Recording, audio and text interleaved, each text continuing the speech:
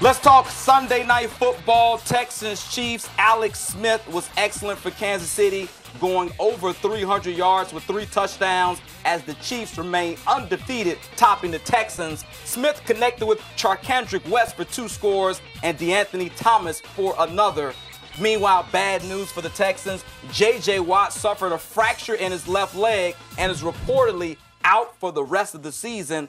Watt only played in 4 games this season. He missed 13 last year after having a back injury. In his first 5 seasons, Watt did not miss a single game. Dylan, what type of impact do you think this will have on the Texans if Watt is, in fact, out for the rest of the season? A huge impact. Now, obviously, they've gotten used to life without Watt for some time, right? Last year, and they still were able to manage to win this division. I think it's the weakest division in football, so that's a good sign for them. But just what he brings, on a snap-to-snap basis being in there, he can still be that sort of emotional leader of this team from the sideline, but it's not the same. It's not the same when you're not taking snaps. So, it's a big blow production-wise for what does he have? 2, 3 Defensive Player of the Year awards? I believe a couple. He's just been such a dominant player, but he's not the same. He doesn't have that same burst because of so many injuries that have zapped his power, and that's something that is going to hurt the Texans yet again this year, especially when you consider the fact that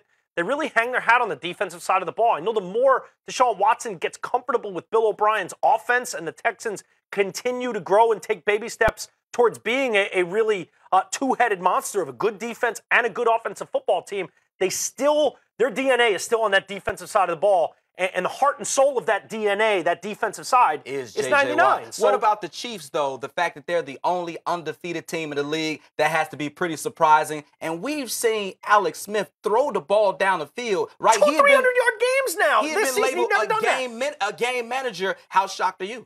Very shocked. They're the best team in football, simply put.